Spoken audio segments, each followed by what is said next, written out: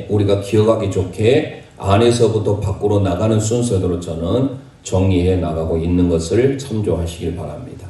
자, 그런 의미에 있어서 오늘 이제 크게는 또 다시 네 번째라고 볼 수 있겠죠. 지난 시간에 물론 속바지, 그리고 반포 속옷, 청색 겉옷, 에봇, 견대, 어깨바지 총 5가지지만 이거를 크게 또 나누면 여기에서 속바지를 빼고 반포 속옷, 첫 번째 반드시 이건 공통으로 들어가야 되고요. 두 번째 대제사장이 입어야 될 겉옷, 세 번째 에봇, 그리고 학자에 따라서 견대를 네 번째 보기도 합니다. 견대를. 그런데 저는 지난 시간에 3가지로 생각해 보고 싶습니다. 그게 바로 뭐예요? 반포 속옷, 겉옷, 에봇. 자, 그러면 오늘 크게 이제 네 번째로 보겠죠. 그게 바로 판결 흉패입니다. 오늘 출애굽기 28장 15절에서부터 30절까지 나오는데 앞에 나와 있는 그림을 참조하시면 제사장의 에봇이 있어요. 앞뒤로 행주치마와 같은 에봇이 있는데 그 에봇이 금실, 청색, 자색, 홍색, 가늘게 꼰 배실 총 5가지 색으로 되어 있는데 이 판결 흉패도 5가지 색으로 되어 있어요. 그러면서 판결 흉패에 4줄로 각각의 위에 3개씩 보석이 박혀져 있어요. 어디에? 금태에 물려 있어요. 그래서 총 12개의 보석이 보이시죠? 이게 판결 흉패예요. 또 하나의 특징적인 것은 정사각형입니다. 이제 설명을 자세히 드리기로 하고 주머니 형태로 되어 있어요. 그리고 그 주머니 안에 2개의 우림과 둠림이라고 하는 돌이 들어 있습니다. 그래서 이게 판결 흉패의 오늘 전체적인 내용이고 너무 중요한 내용들이 오늘 판결 흉패를 통해서 저희들이 살펴보게 될 겁니다. 그러면 오늘 본문 출애굽기 28장 15절 16절을 먼저 읽도록 하겠습니다. 시작. 너는 판결 흉패를 에봇 짜는 방법으로 금실과 청색, 자색, 홍색실과 가늘게 꼰 배실로 정교하게 짜서 만들되 길이와 넓이가 한 뼘씩 2겹으로 네모 반듯하게 하고. 네, 판결 흉패를 만들어 호쉔 미슈파트. 호쉔이라고 하는 것은 흉패예요. 가슴 흉자, 가슴에 붙이는 패. 미슈파트라고 하는 판결하다, 재판하다, 공의로우신 하나님을 할 때 미슈파트라는 말을 쓰는데요. 판결자, 재판장이신 하나님, 재판장이신 그리스도를 예표해 주고 있어요. 그러니까 대제사장의 에봇에는 반드시 함께 읽은 바와 같이 판결 흉패를 에봇 짜는 방법으로 만들어라 라고 하면서 동일하게 청색, 자색, 홍색, 가늘게 꼰 배실이 등장해요.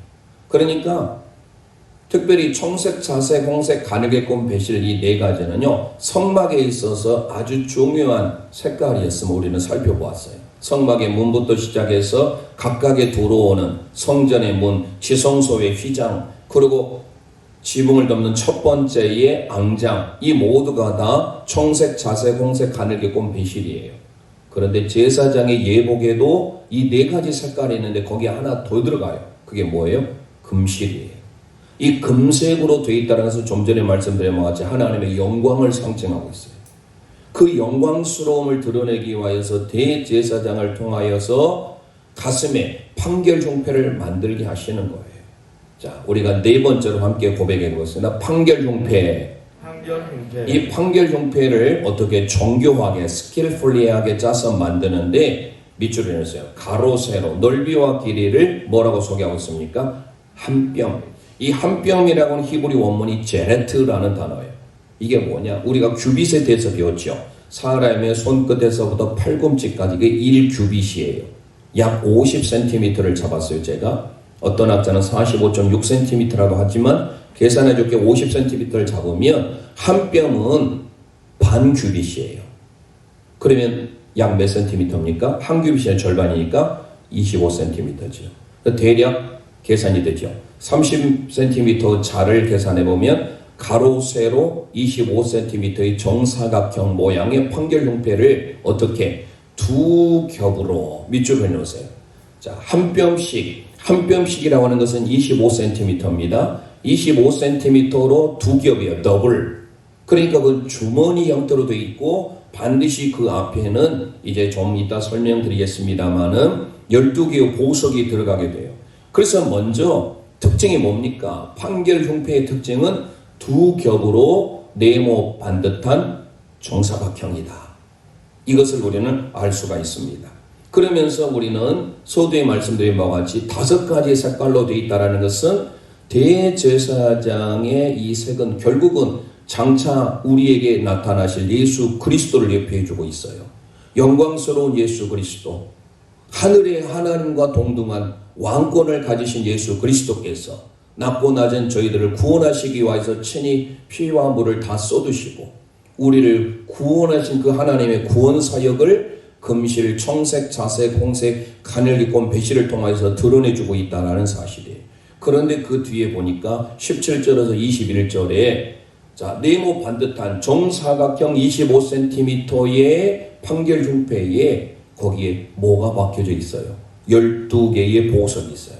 17절에서 21절까지 함께 선포합니다. 시작. 그것에 네 줄로 보석을 물리되 첫 줄은 홍보석, 항옥, 녹주옥이요. 둘째 줄은 설류석, 남보석, 홍만호요.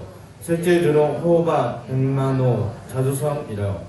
넷째 줄은 넉보석, 홍만호, 벽옥으로 다 금태를 몰리지니 이 보석들은 이스라엘 아들들의 이름대로 12이라. 보석마다 12지파에 한 이름씩 도장을 새기는 법으로 새기고. 아멘. 12지파를 나타내주고 있는 보석을 맨 위에서부터 세 줄, 세 지파를 해당되는 세 개의 보석이 네 줄로 있어요. 특이한 사실은 좀 전에 그림을 보셨지만 또 제가 일전에 12지파에 대한 이 판결 흉패 보석을 한번 카피해 드렸던 기억이 납니다. 없으시면 다시 한번 드릴 테니까 보시고, 이스라엘의 히브리어는 오른쪽에서 왼쪽으로 써요. 우리는 왼쪽에서 오른쪽으로 쓰잖아요. 그러니까 그들 가슴에 붙여있는 판결 흉패를 그들은 오른쪽이 1번이에요. 맨 위에 그래서 우리가 함께 읽었던 홍보석, 황옥, 녹주옥이 홍보석에 해당되는 게 바로 유다지파예요.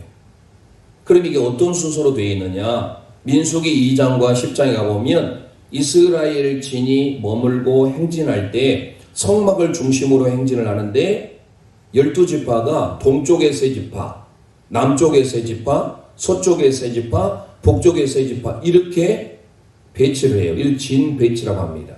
그 진 배치의 순서에 맞게 여기가 돼 있어요. 그래서 첫 번째 등장하는 홍보석, 황옥, 녹주옥이 유다, 이사갈, 스불론 지파에 해당되는 거예요. 순서적으로. 그러니까 맨 위에 오른쪽에서부터 1번, 2번, 3번 이렇게 가는 거예요.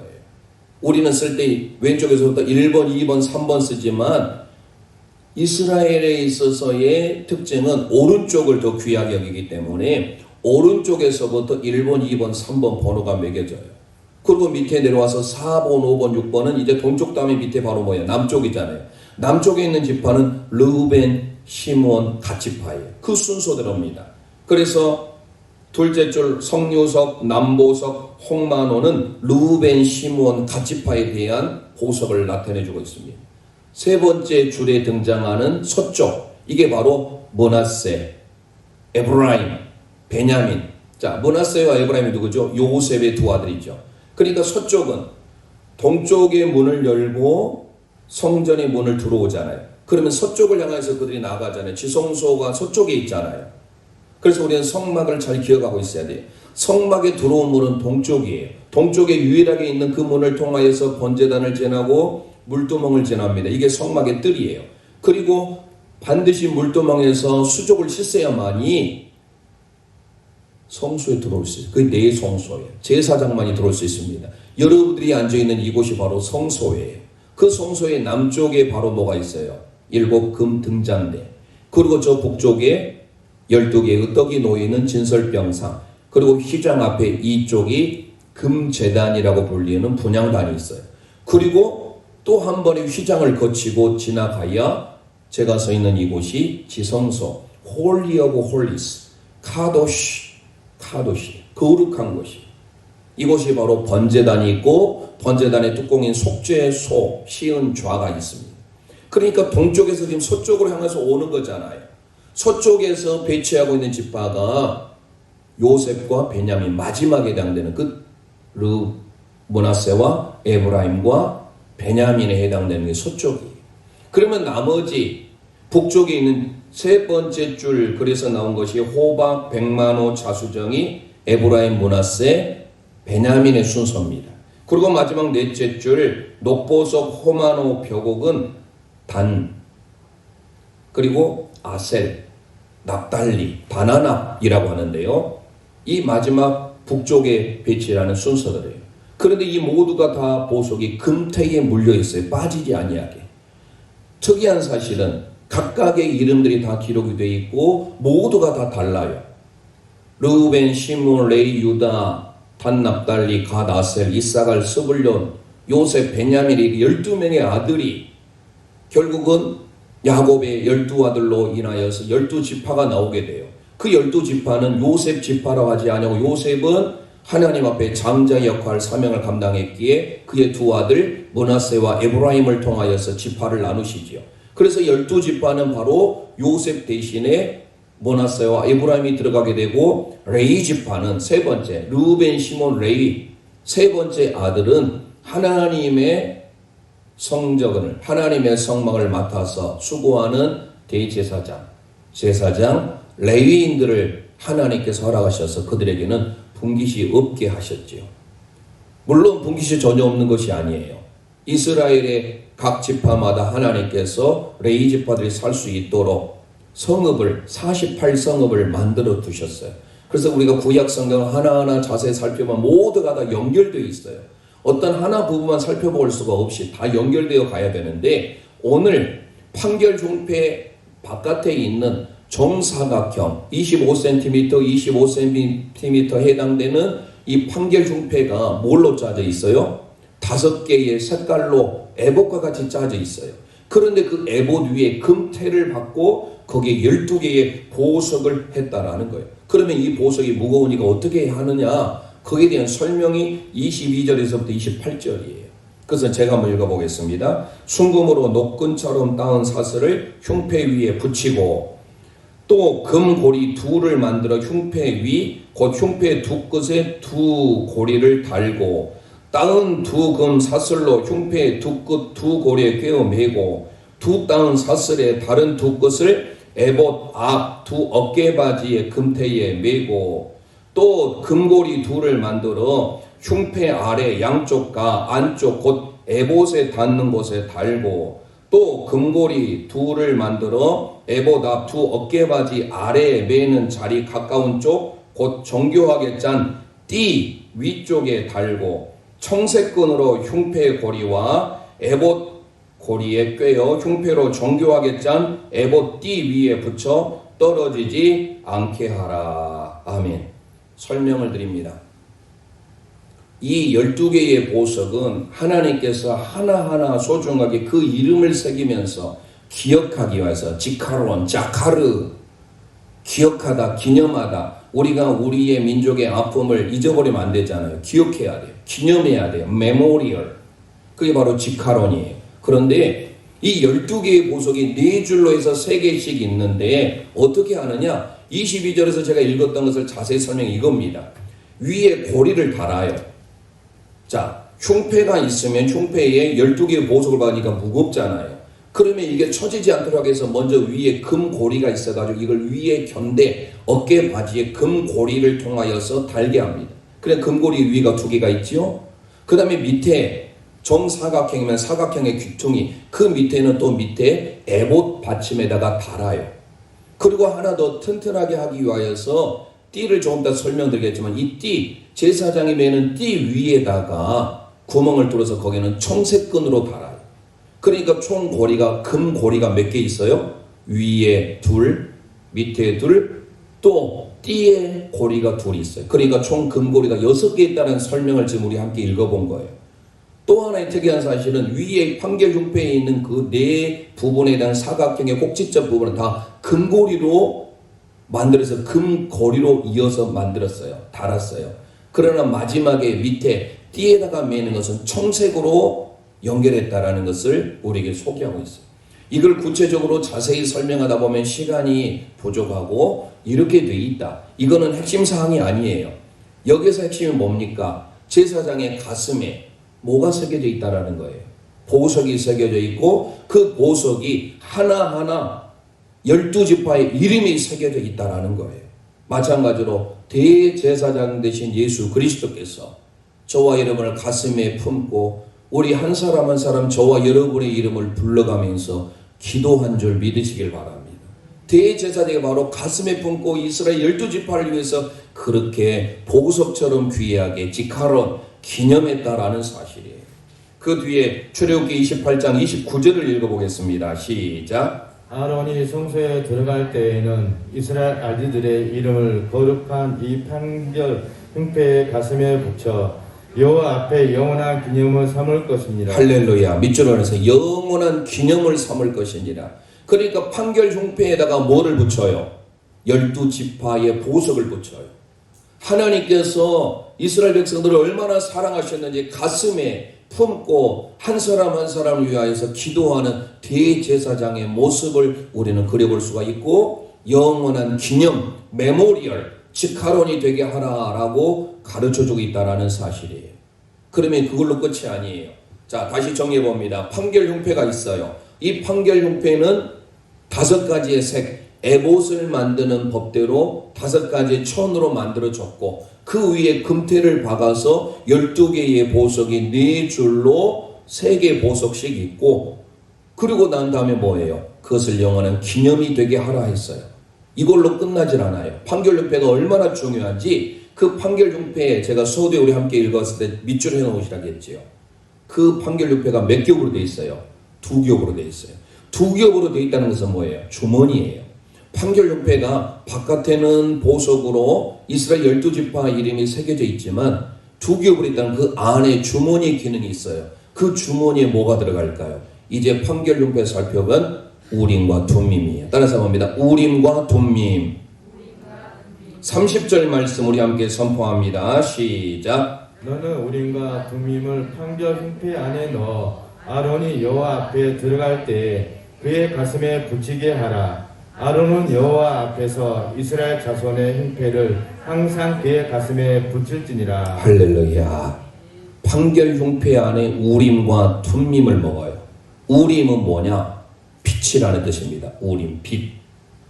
흰 돌이에요. 어떻게 생겨있는지 정확하게 성경은 그려주고 있지 않습니다. 중요한 사실은 당시 대제사장을 통하여서 하나님께서는 우림과 둠밈을 통하여서 하나님의 계시의 말씀을 허락해 주셨어요. 둠밈이 뭐냐? 완전하다라는 뜻, 완전함. 놀랍게도 우림이 기록되는 첫 번째 히브리 알파벳이 알레프예요. 그리고 툼밈은 타브예요. 우리는 둠밈 이렇게 기록되죠. 원래는 툼밈이에요. 티귿 받침이에요. 툼밈. 히브리어 22개의 자음어를 잘 아시죠? 알레프부터 시작해서 탑으로 끝나요. 이건 뭡니까? 시작과 마침이 되신 예수 그리스도께서 알파와 오메가가 되신다. 이 알파와 오메가가 헬라어의 알파벳의 처음과 끝이 알파와 오메가예요. 영어에 있어서 A to Z, A에서 Z까지. 그게 바로 헬라어로는 알파, 베타, 감마, 델타, 이오타, 제타, 에타, 데타, 입실론이 쭉 갑니다. 그래서 나중에 오메가까지. 그래서 알파, 오메가가 헬라어로 간다면 히브리어는 알렙, 베트, 기멜, 달렛, 해, 바브, 자인, 헤트, 테트, 요드, 카프, 라메드, mem논, 사멕, 아인, 페, 차데, 코프, 레시, 쉰신, 타브까지. 이 알레프부터 타브까지가 바로 처음과 마지막, 처음과 끝이 되시는 대제사장의 삶을 보여주고 있듯이 오늘 판결 흉패 안에 우림과 둠밈이 있다라는 것은 오늘 우리 예수 그리스도께서 대제사장인 예수 그리스도께서 우리의 처음이요 마지막이 되신 줄 믿으시길 바랍니다. 구약시대는 그 우림과 둠밈을 통하여서 제비를 뽑았어요.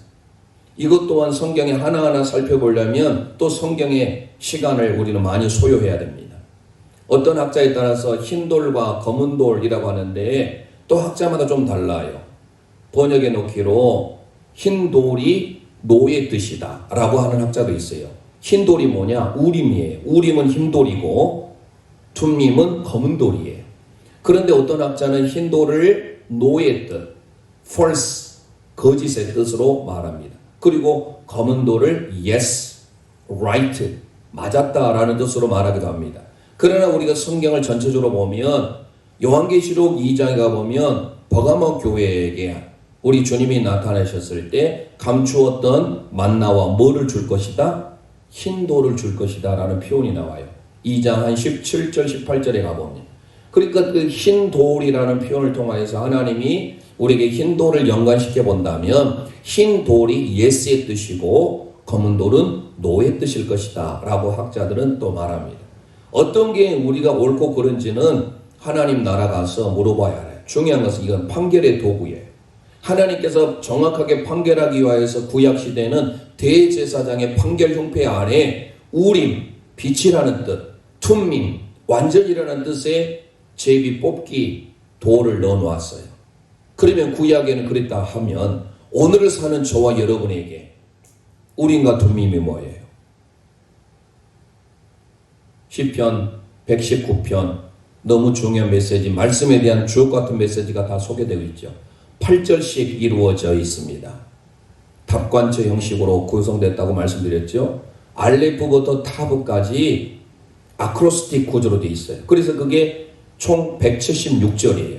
22개의 참 고박이 8을 하면 176절까지 있는데 모두가 다 말씀에 대한 강조점이 있는데 그 중에 여러분 105절이 뭐예요? 우리가 많이 들어보셨을 거예요. 주의 말씀은 내 발의 등이요 내 발의 내 길의 빛입니다. 하나님의 말씀이 우리의 등이요 빛인 줄 믿으시길 바랍니다. 구약시대에는 우림과 둠밈, 빛과 완전의 그 제비 뽑기에 도구가 있었다고 한다면 오늘 저와 여러분에게는 하나님의 말씀의 인도함을 받으셔야 된다는 사실이에요. 그러면 오늘 우리에게 네모 반듯한 판결 형태를 우리에게 주시고 그리고 그 안에 우림과 둠밈이라는 제비뽑기의 도구도 넣어주시고 바깥에는 예수 그리스도의 사랑의 마음으로 모든 지파를 다 품을 수 있도록 하나하나 글자를 새겨서 거기에 보석을 박아놓았다라는 것은 다름 아닌 뭐예요? 하나님이 우리를 향한 네모 반듯한 흠없는 공평하신 하나님의 사랑을 우리에게 그려주고 있어요. 하나님 우리를 얼마나 사랑하는지 가슴에 품고 보석을 새기듯이 이스라엘 12지파 한 사람 한 사람을 위해서 기도하는 대제사장의 모습을 여러분 한번 그려보세요. 우리의 영원한 대제사장의 예수님께서 저와 여러분을 가슴에 새기고 내가 너를 사랑한다. 하나님의 음성으로 들려지시는 귀한 은혜의 시간이 되시기를 원합니다. 특별히 예수님께서 이 땅에 계셨을 때 마지막 6월절 성만찬을 거행하시기 전에 요한복음 13장을 통해서 예수님이 이렇게 말씀하셨어요. 함께 선포합니다. 시작. 6월절 전에 예수께서 자기가 세상을 떠나 아버지께로 돌아가실 때가 이른 줄 아시고 세상에 있는 자기 사람들을 사랑하시되 끝까지 사랑하시니라. 할렐루야. 끝까지 사랑하시느니라. 판결 형태는 다름 아닌 하나님이 저와 여러분을 사랑하신다라는 증거예요. 여러분의 이름을 새기듯이 그곳에 새기면서 내가 가슴 깊이 내가 너의 이름을 새겼어. 내가 너를 기념하겠다. 우리 함께 고백해 볼까요? 내가 너를 사랑한다. 내가 너를 사랑한다. 이게 바로 판결 형태예요. 하나님께서 대제사장을 통하여서 당시 이스라엘 민족 12지파를 그곳에 새겨 놓았듯이 저와 여러분은 대제사장이신 예수 그리스도께서 우리를 사랑하실 때 끝까지 사랑하시는 그 사랑을 기억하시길 바랍니다. 십자가의 사랑 멀리 떠나서 무너진 나의 삶 속에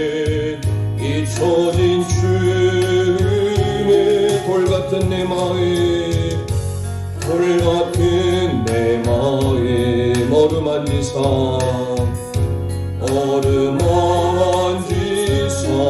다시 일으켜 세우신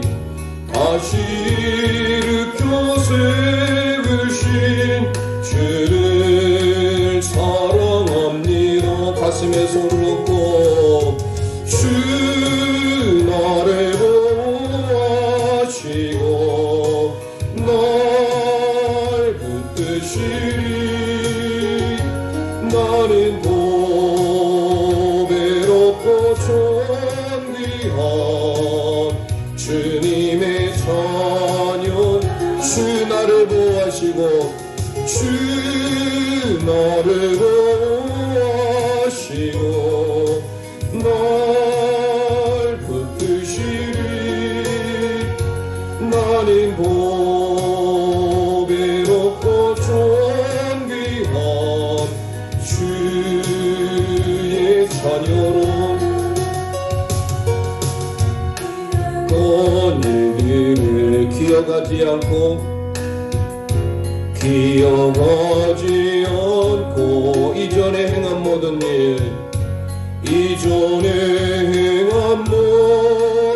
일 생각지 않으리 사막의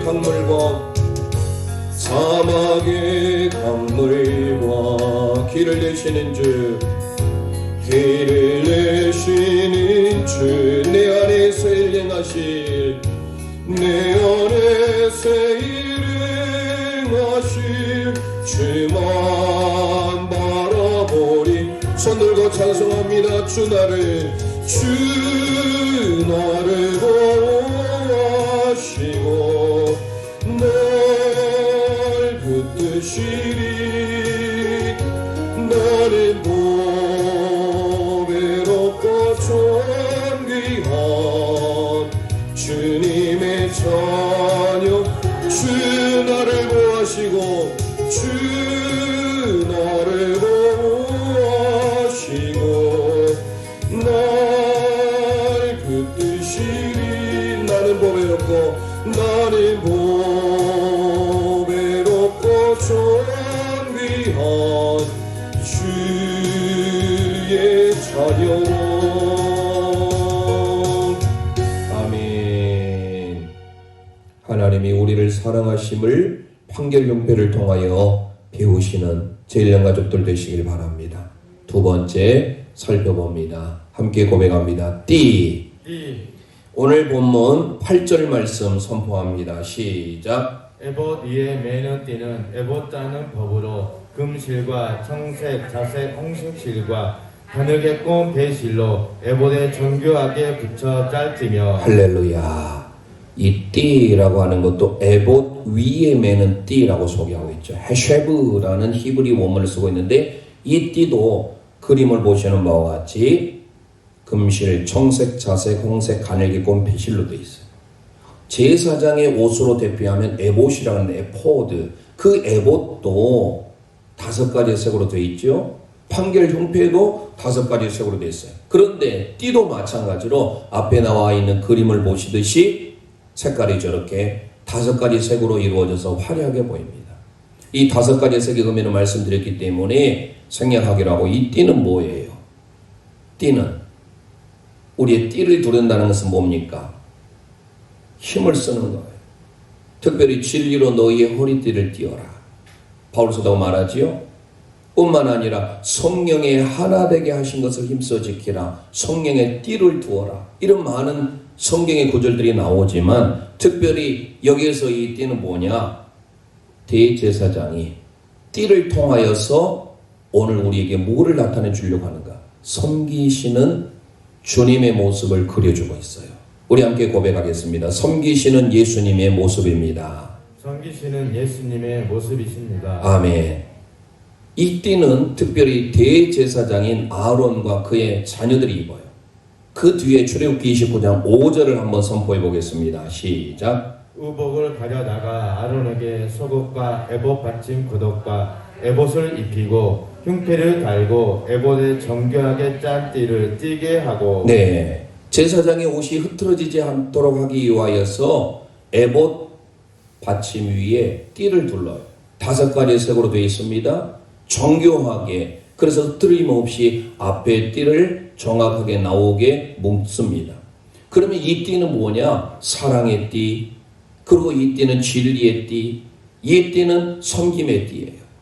특별히 예수님께서 오늘 우리를 위하여서 오신 대제사장으로서 묘사한 부분들이 참 많은데, 대표적으로 다니엘서에 가보면 앞으로 장차 오실 예수 그리스도가 어떤 분이신지 다니엘이 환상을 봅니다. 그 환상 가운데 보였던 그 예수 그리스도의 모습, 성육신하시기 전에 예수님의 모습이 어땠는지 다 살펴볼 수는 없고 다니엘 10장 5절 말씀만 함께 선포해 봅니다. 시작. 그때 내가 눈을 들어 바라본즉 한 사람이 스마포 옷을 입었고 허리에는 우바스 순금띠를 띄었더라. 할렐루야. 우파즈랑 우바스는 당시에 금이 많이 생산된 곳이 우바스 지역이에요. 그래서 우바스의 금띠를 띄는데, 이 띠를 띄었다는 하가르라고 하는 히브리 원문이 뭐냐? 띠를 띄어서 졸라매다라는 거, 어떤 행동 계시를 하기 위해서, 그냥 띠를 남에게 보여주기 위하여서 그냥 하나의 미적인 상징물로서 있는 것이 아니에요. 왜 띠를 띄워요? 액션을 취하기 위해서. 그래서 이 띠를 띄었다는 하가르라는 단어가 뭐냐면 행장을 갖추다. 띠를 띄어서 졸라매다라는 거예요. 왜 졸라매요? 허리띠를. 섬김의 삶으로 하나님의 진리의 복음의 말씀을 붙들기 위하여서 허리띠를 매는 것.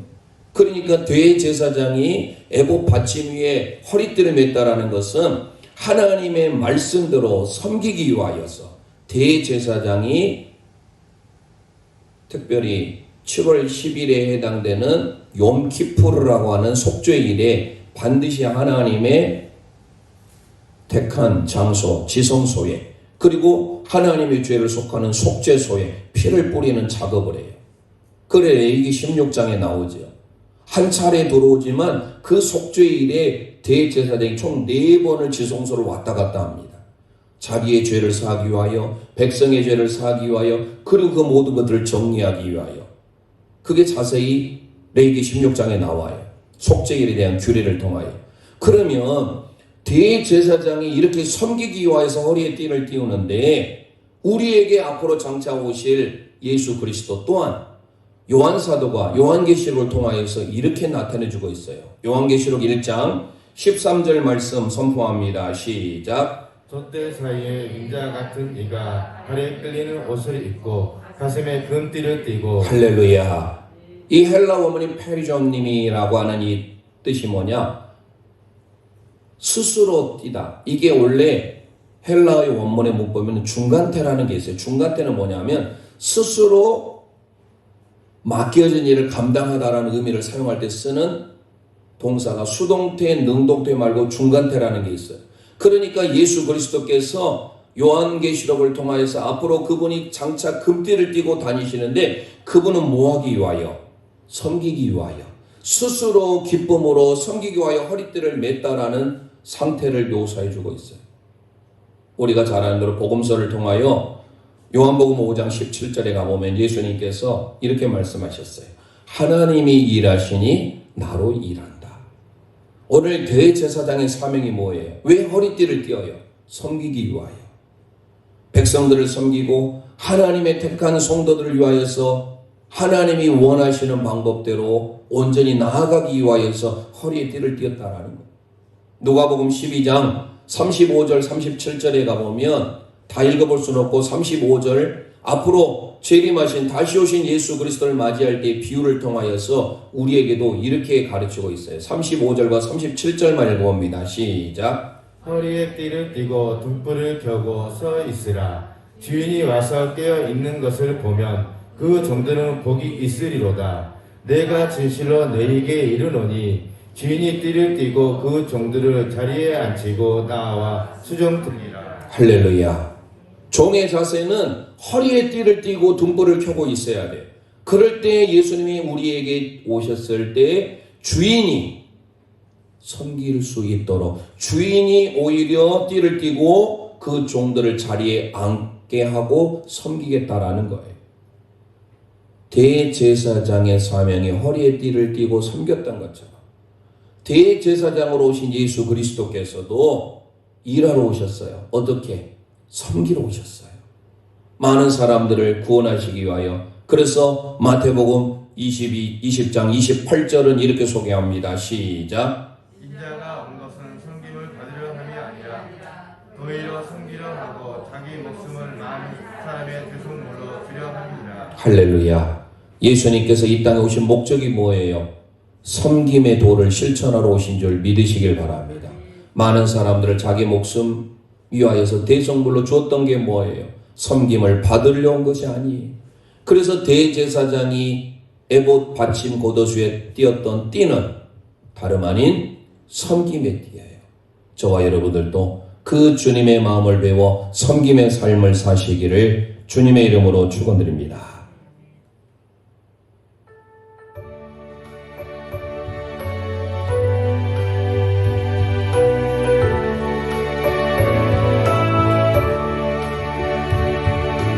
너의 몸속에 온전히 주님만 모셔놓고 너의 정성을 다하여 주를 섬기리. 가슴에 손을 얹고 기쁘나 슬프나 오직 한만 주 위에 한평생 주만 모시고 찬송하며 살리라. 주는 나의 그 능력, 주는 나의 그 소망, 내가 항상 영원히 주님만을 섬기리. 항상 나와 함께 계셔서 떠나지 마옵소서. 아멘 아멘. 주를 섬기는 내 정성 아디옵소서.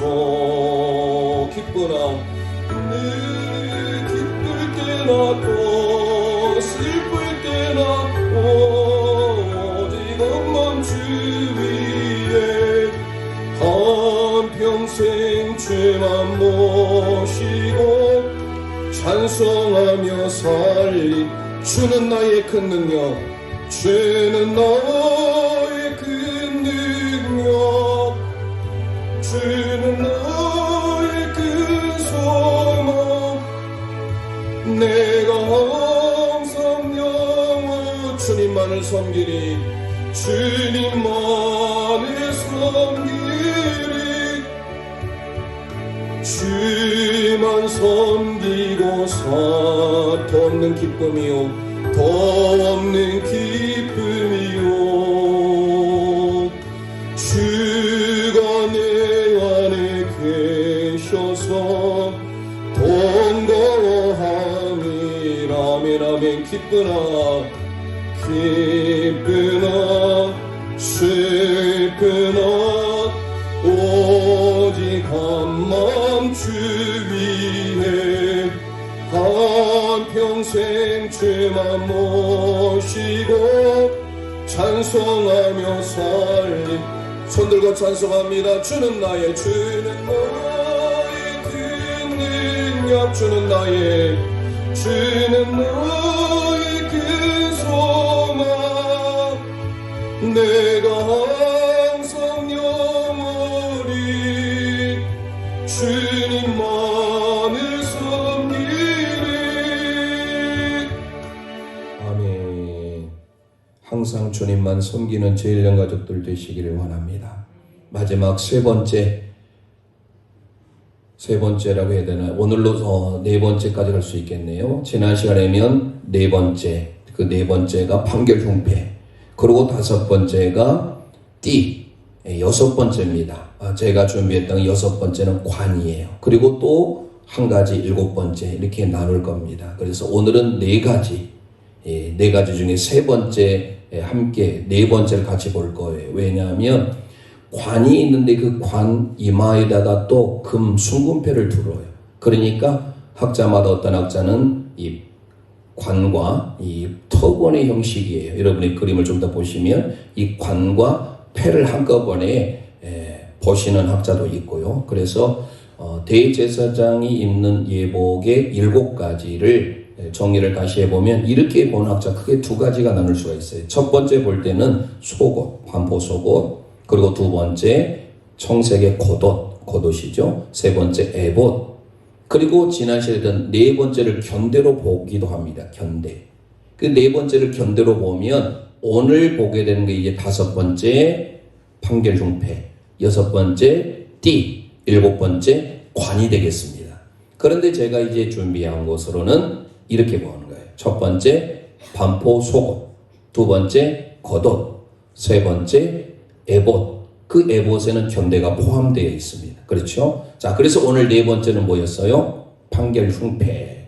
그리고 다섯 번째 띠, 에봇 위에 매는 띠입니다. 이제 두 가지가 나오면 이 두 가지를 같이 할 거예요. 여섯 번째가 뭡니까? 함께 고백하겠습니다. 관.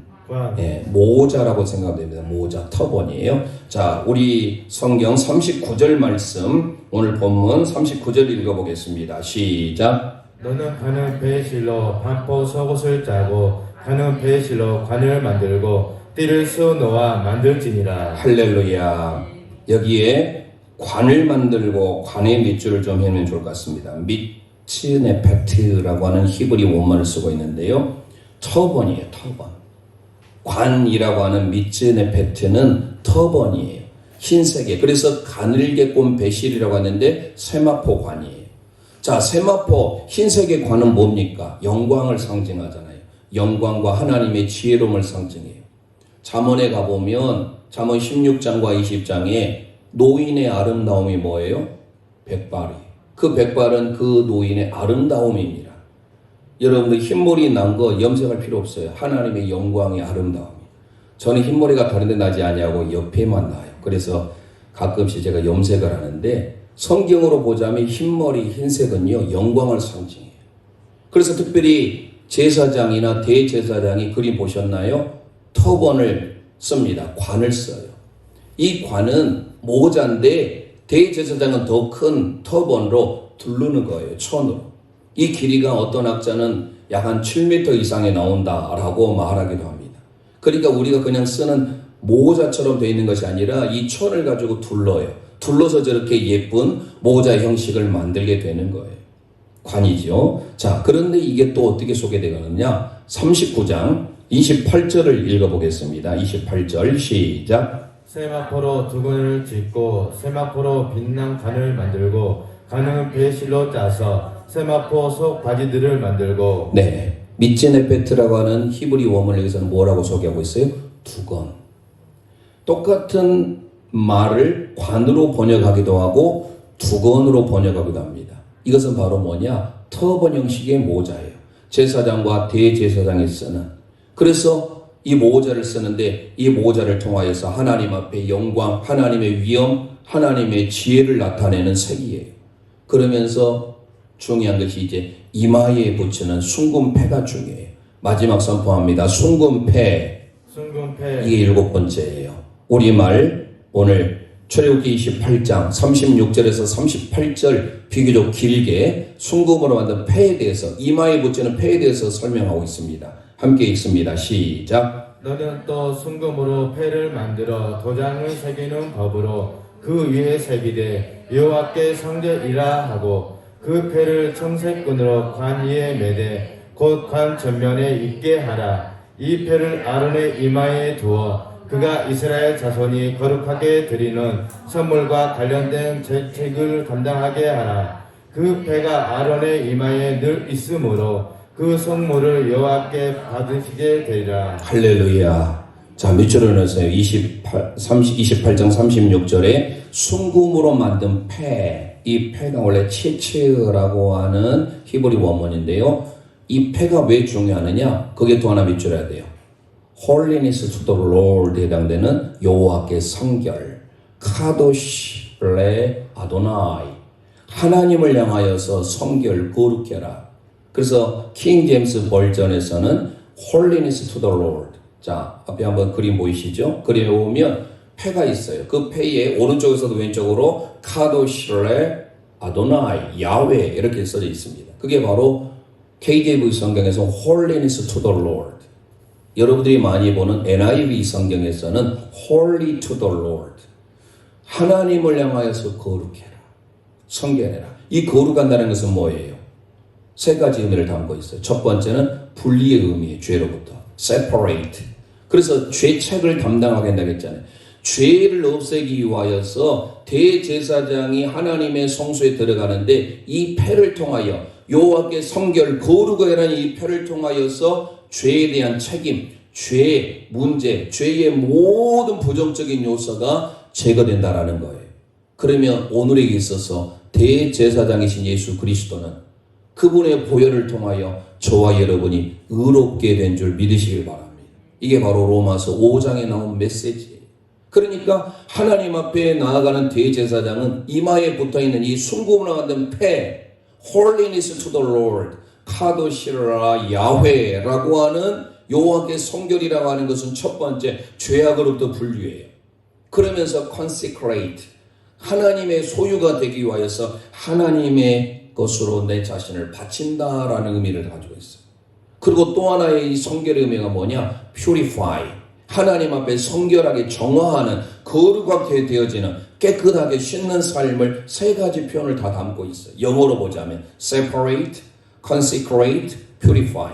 하나님 앞에 내가 어떻게 살아야 되는가에 대하여서 대제사장은 하나님의 성전에 나아갈 때마다 이 이마에 붙어있는 패, 그리고 그 패를 뒤에 청새권으로 묶었어요. 두 건의 형식으로 감싸가지고.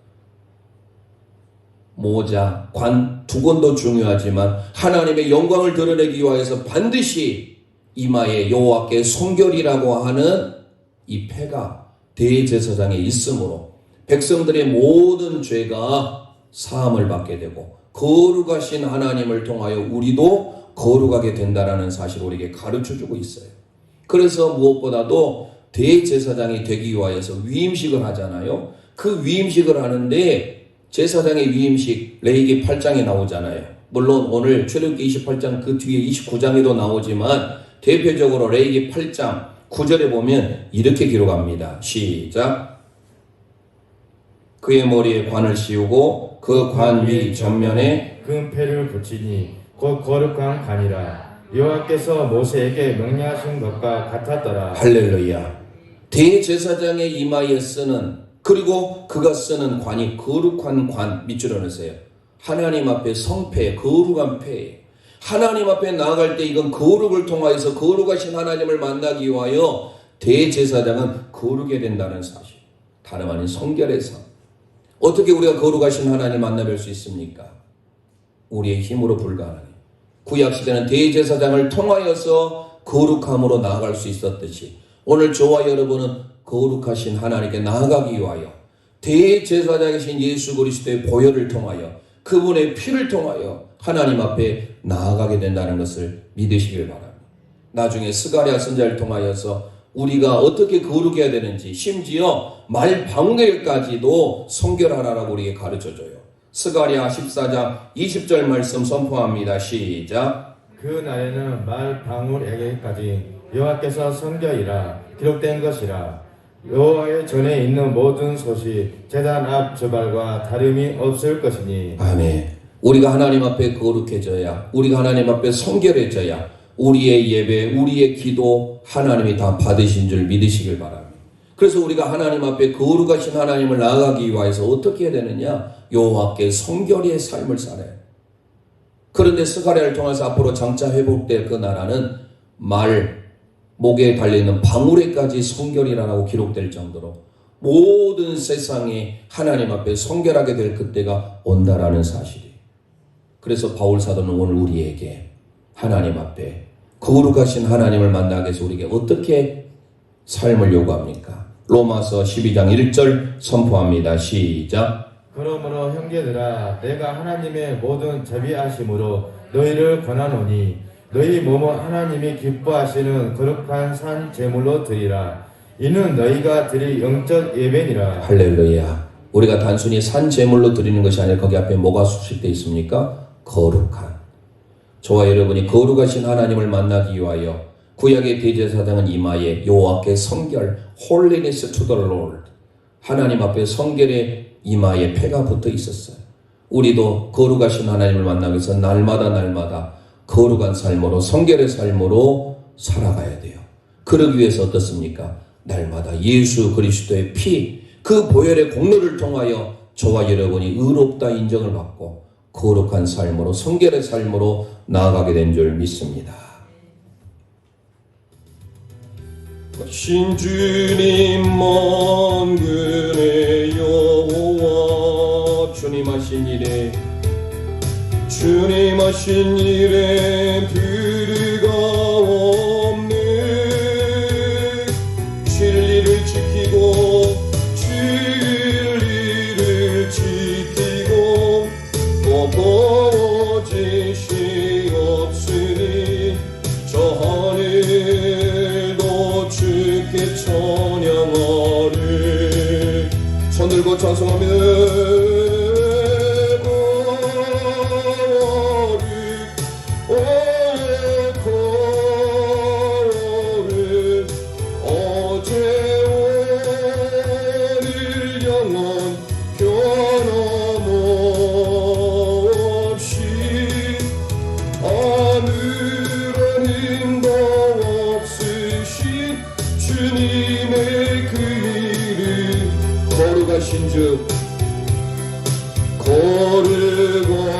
거룩하신즉 거룩하신 주님 만군의 여호와, 거룩신 주님 만군의 여호와, 그 인자하심이 아침마다 새로워, 그 인자하심이 아침마다 새로워. 늘 의로우시지만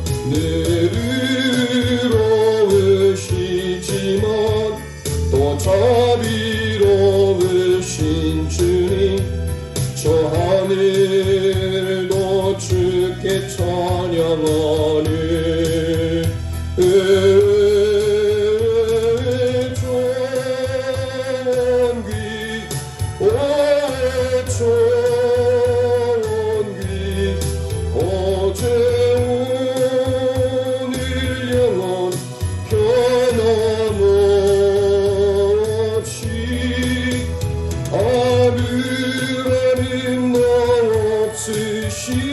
주님의 그 이름 존귀하신즉 존귀하신 주, 이 시간 우리 합심하여 기도하기를 원합니다.